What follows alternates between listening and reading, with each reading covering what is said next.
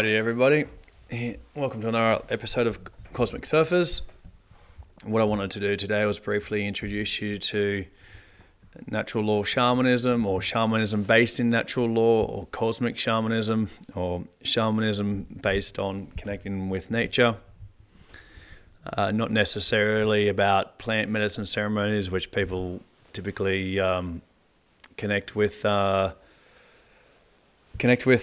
when they hear the word shamanism. So this is about building relationships with life, which is alive, through connecting, through our heart, soul, essence, and having our own direct connection to nature itself. And so I wanted to introduce Dadirri and the clever men in Australia, and then I wanted to get into Martin Prechtel. There's very little or no videos around about him, and I think that's by design. We'll watch a video of him, an audio of him talking about adolescence, and then he's got great work on grief, and the processing of grief is a really important point. So without further ado, let's listen to Miriam Rose talk about Dadirri, which is a deep listening practice in Australia.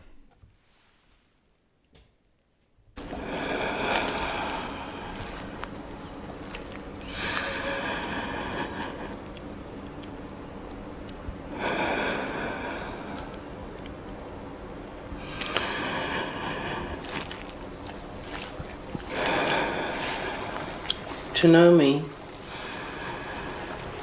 is to breathe with me. To breathe with me is to listen deeply.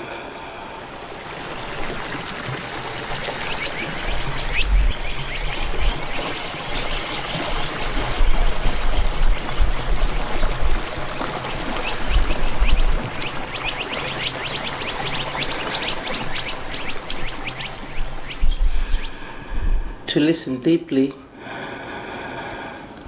is to connect.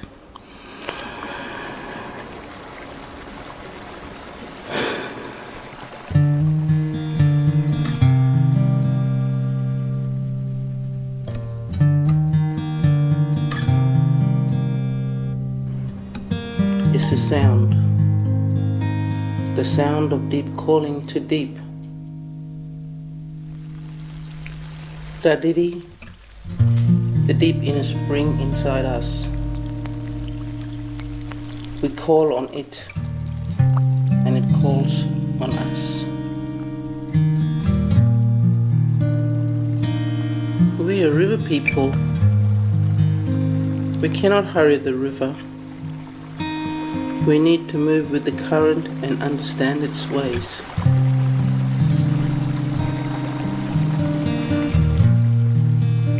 We wait for the rain to fill our rivers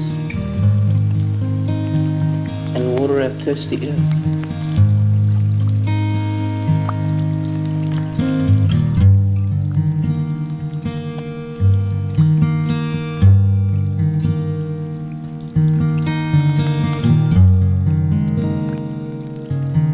We watch our bush foods and wait for them to open before we gather them. We wait for our young people as they grow.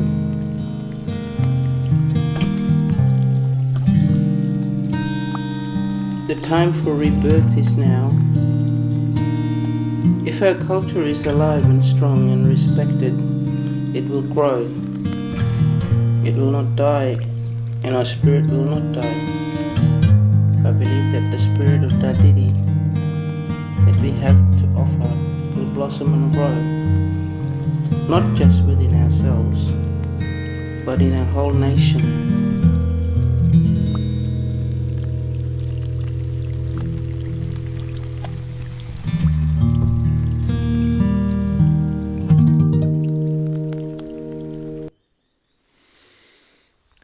Yeah, and I find this type of process to be very beneficial, especially when there's so much energy around the imposition on many levels.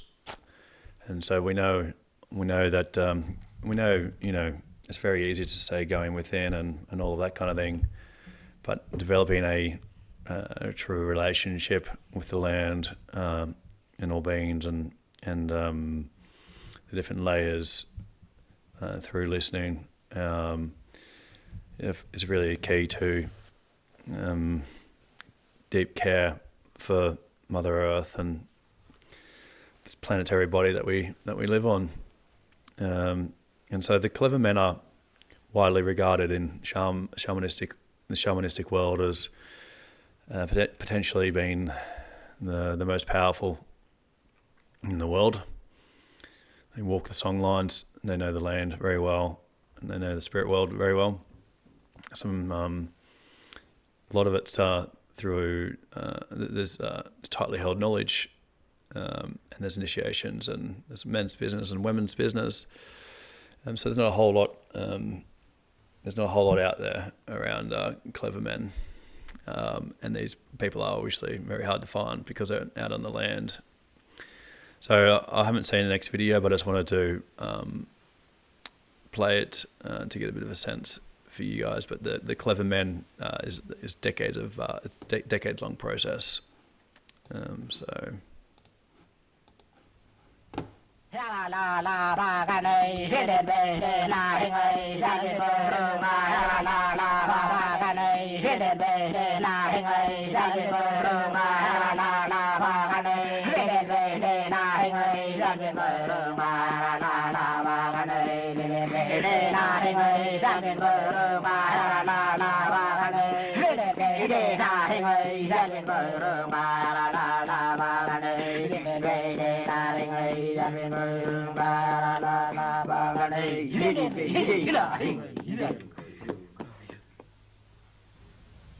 Burungu has a headache from carrying a heavy kangaroo on his head back to camp at Kunaparul.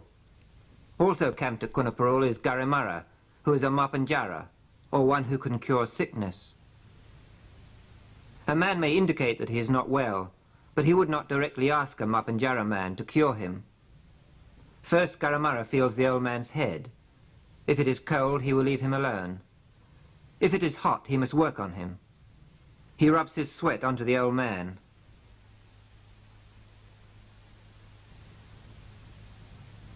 Mapanjara have powerful bones or mapampa in their stomachs, which they can remove and use. Garimara removes a mapampa from his stomach and pushes this into the old man's head.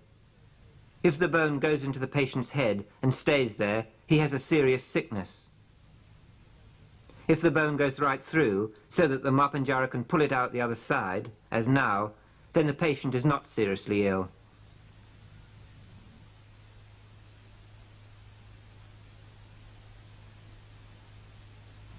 A few yards away, Burungu's son, Ilipo, plays unconcernedly, spinning stones from the fruit of the quandong. This is a game children often play.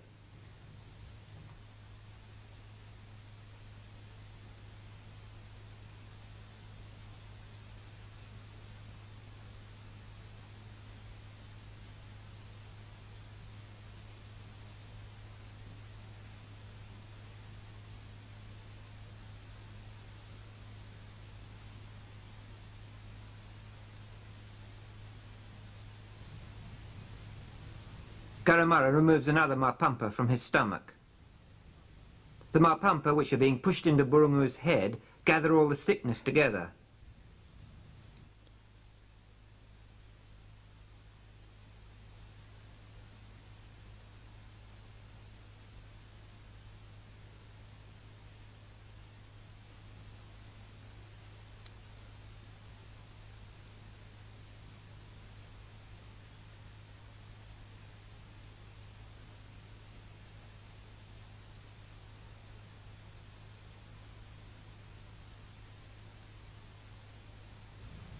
When this has been done, the Mapanjara sucks the sickness out and cleans the blood.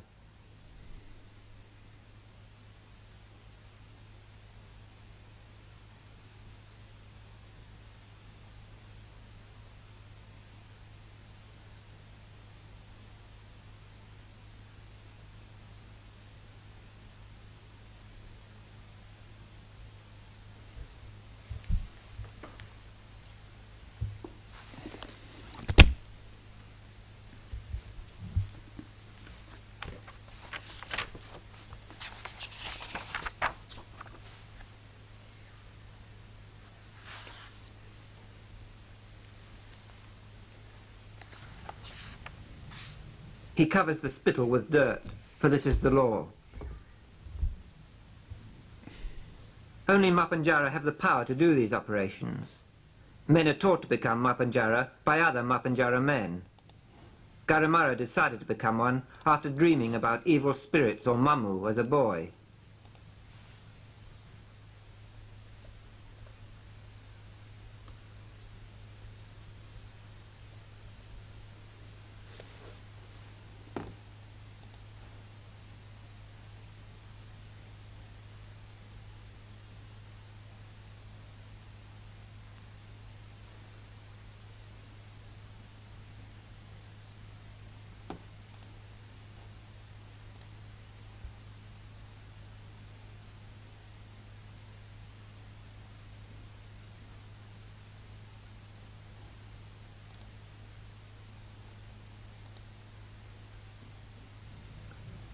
Burungu goes back to his summer shade or Wiltshire to rest.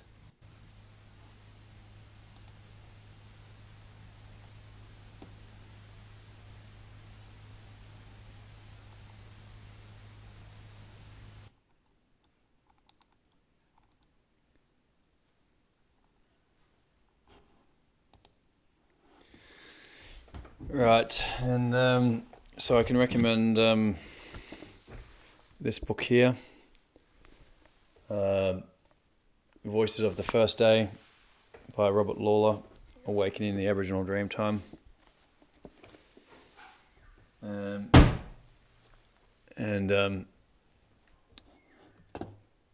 there is an Indigenous word for clever men, which I know, but just happens to escape me when I'm talking right now. And so, yeah, this is there is a, as I was saying earlier on, there's kind of like a an assumption that shamanism is to do with specifically plant medicine ceremonies, and so this listening process and the connection with land and the spirit is an acknowledgement of all aspects of life. It's key. And it's something that comes up in acacia ceremonies as well, which is plant medicine ceremonies here in Australia.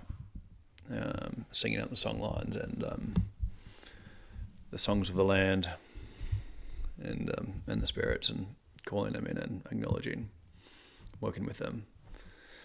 And so the next person I wanted to introduce is Martin Prechtel. Our American listeners might be more familiar with him. And I wanted to start with his grief work. He's got a fantastic book called Grief and Praise. Smell of Rain on Dust, or something similar. He's one of Martin Prechtel's books here. The book that he's most well known for is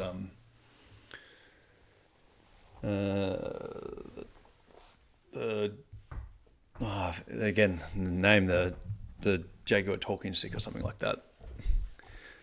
Talking stick of the Jaguar, where his initiation was to remove a whisker from a jaguar. I was meant to be doing a 4-year course with him in New Mexico, twice a year for 4 years, but then COVID happened, and then he became ill. So now he can, he's got a paid 2-season lecture series that you can get. It's a little pricey, but in terms of people that are the real deal, he's right up there for sure. So I wanted to, as I was saying, there's no real videos that I can find of Martin Prechtel, probably by design. So wanted to start with grief. Grief is actually the medicine, and the grief is not about weeping. Although there's there's a certain amount of weeping involved, but that's just very preliminary. Grief is a way to make beauty, so that the dead person or the lost person or the lost country or the lost way of life or the lost place in your life, like when you're a little kid, all of a sudden you're not, and it's like, whoa, this is a big deal, or even when you're born, the whole chapter on that. And as you grow older, each stage of shedding, it's like a huge tender thing, like a molting snake. You got to take a couple of weeks to get used to that. With humans, you got to take a couple of years. So all of these things, if they are recognized by a legitimately what I call intact society, then they will let the people do that. And not only that, but enforce the fact that once they've done that, they help others to get through theirs by even just giving them the space or whatever. There are a lot of cultures have many, many ways of doing this that are quite integral. But when they won't do that, it's the fact that we're trying to get production is up, comfort is up. Just get to the next post and let's get everything before it all blows up anyway, instead of saying, no, let's stop, let's make beauty with the loss that we have encountered and that we have, that has happened. Because you cannot have any loss whatsoever if you're not living. You only, like the old Sicilian saying, this stuff only happens to the living, so don't worry, I mean, it does, because when we are going along with what we believe, or going along believing something, or going along trying to love, and we either lose to death or we lose to just the proclivity of life to be what it is. Things are rolling over all the time. I lost the most beautiful, best horse I ever had, 2 months ago. Still grieving for him, but I'm making beauty. I'm recording music in the studio and doing all this stuff to make, not to bring him back, but to make sure he keeps galloping on through all the eons, beyond me, man.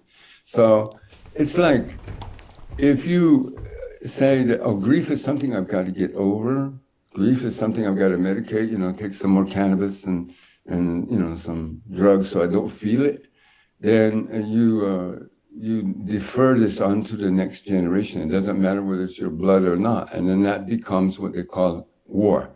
War is deferred grief for millennia, and it just keeps coming up. And then war does the blood sacrifice to pay for the grief, not to pay it for exactly, but to fill the vacuum in order for people to keep tramping over the earth.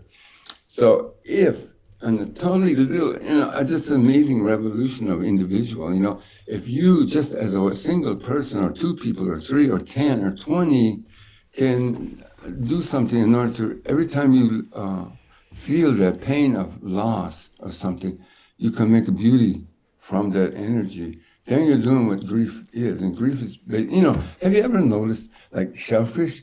They, like clams and oysters. Everybody likes oyster because they make pearls, but all these different clams, we make so many beads out of shell. We know there's all the different designs that they have, but they don't see them, I mean, they have eyes on the outside, but they don't see what they're making. They're making them for something bigger than themselves.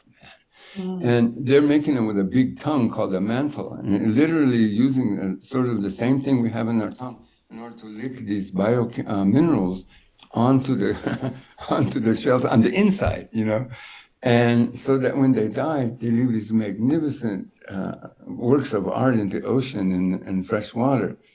And so it's like us too.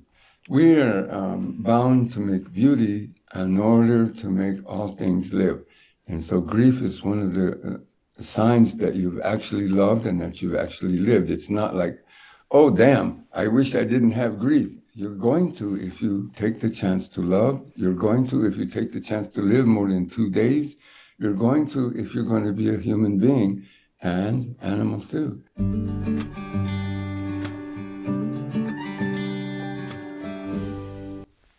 Alrighty, so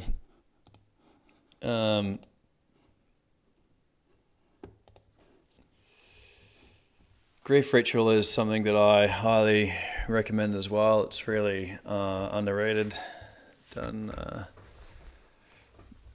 bit of grief work, and again, the process that Martin writes about in his book is fantastic. And I've also been to grief ritual ceremonies as well.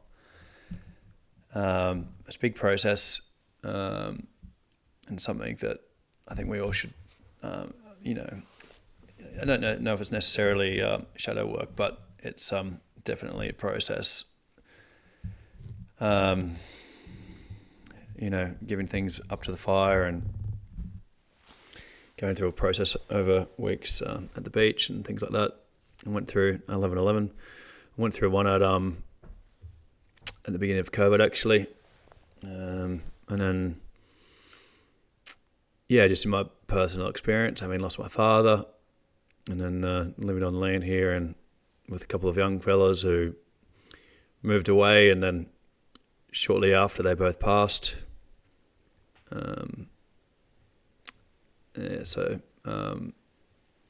We've all got grief, and we all need to process that.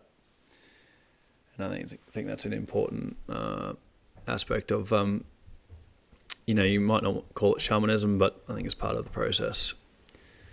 So the last one audio I wanted to share with you from Martin is about adolescence.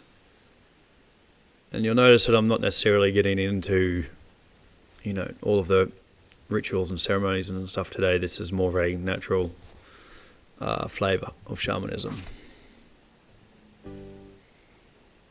Grief is actually the... Hang on a minute. Martin, why don't you say a word about that thing that they consider the adolescence to be not a sub-adult, but a kind of larval situation? Yeah, that's right. A larval situation. Well, the thing is, the way we look at it is that you don't become an adult when you're finished being an adolescent. And you don't become an adult when you finish being a sub-adult. And you don't become an adult when you finish being a middle-aged person. You only become an adult when you assume a certain degree of eldership. And that flowering is what you call the adolescence. In our language, we call the adolescent boys. We call them the achihab, the adolescents, girl, the kapopo. The achihab means the... Martin is songwriter, musician. He's very good on etymology of words and all of that kind of thing. And as I said, he spent a very long time in... I'm pretty sure he became the head shaman at Lake Atishlan. Went very deep into that world. Rain boys are the flowering. And the kapopo means the shimmering girls. It's just the shimmer, the glisten on the lake that is scraped off by the hummingbird wings of the shamans and cast to the village so that it can shine. The children that they call adolescents here are not children to us. These are adolescents who are finally flowering, and so the whole village tree is flowering for the adolescents, so the spirits can come to that flower, like a hummingbird comes to a flower, like a beetle comes to a flower, to fertilize that flower so that the village can come to fruition. These are not individuals in pain. These are individuals going through a painful time so the village can flower. And so the beauty of adolescence, the wonder of finally seeing the world through new eyes, is a struggle of husking and molting. And when it's done in a way that's integral and authentic, it is a wonder-filled time. It is not always wonderful, but it's a wonder-filled time.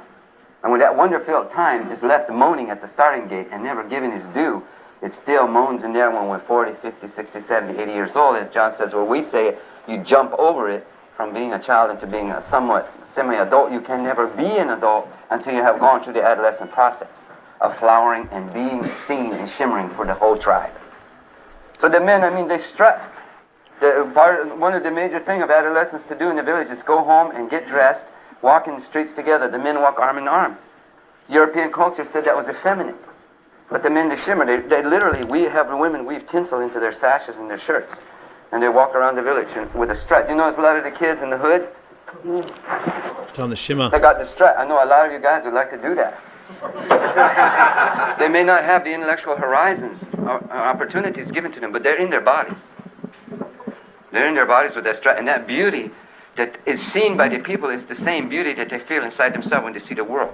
It is a magnificent thing. As he said, a larval stage, a stage of husking and getting those wings. And it's a hard time, but it's magnificent if you know what's at the end of the tunnel. And so the going through it and the flowering, it make a deliciousness. It's supposed to be a deliciousness. But you see, the difference is that the village needs these adolescents. They can't function without them. We don't need these adolescents. They throw them away here. Or they throw adolescence away. Yeah, we think we don't need it. We need it. We need it. Say some more about that. Well, we discard everything that is not marketable. Generosity is not marketable. Beauty in its truest form is not marketable. village distribution and giving gifts to one another is not marketable. Anything that you cannot market goes in the back burner. And the only thing can be marketed is anxiety. You can sell a lot more Valium than you can sell friendship. You know what I mean? So the beauty of the flowering is in the adolescence, and we depend totally on them. None of our rituals and none of our life can happen until they have succeeded. So we put all our energy into making sure that these youth succeed. And by success, we don't mean they become corporate managers. We mean that they get to the other side alive and well with the inspiration to make the others know that they can come through on the other side too. So the zany, quote, elder is the one that gives that inspiration to the youth. I'll get more into that this evening. So, thank you, Martin. And so there's, it's a different way of thinking. There's also a book called Sand Talk in Australia about this different way of thinking aligned with the natural law and the dreaming. And then there's another book that I've read called Aboriginal Men of High Degree. You can get Martin's books on Audible, and you can buy them, and I highly recommend them because they're packed with true, authentic shamanism aligned with natural law. So you can look at those things and go deeper on to that journey if you choose. I wanted to introduce this as a pathway for people that are interested in processing grief, connecting with nature, developing relationships, listening to the land, walking the song lines and the energy lines, and being able to tune in with the natural flow of life as a way of knowing who we are, the environment that we live in, and then also being cosmic shamans, and then the ability to come into our true power, which is beyond any kind of imposition going on Earth, any kind of dark sorcery. So come into your true power and wisdom, act upon it, and everything's gravy. Until the next one, much love. Bye for now.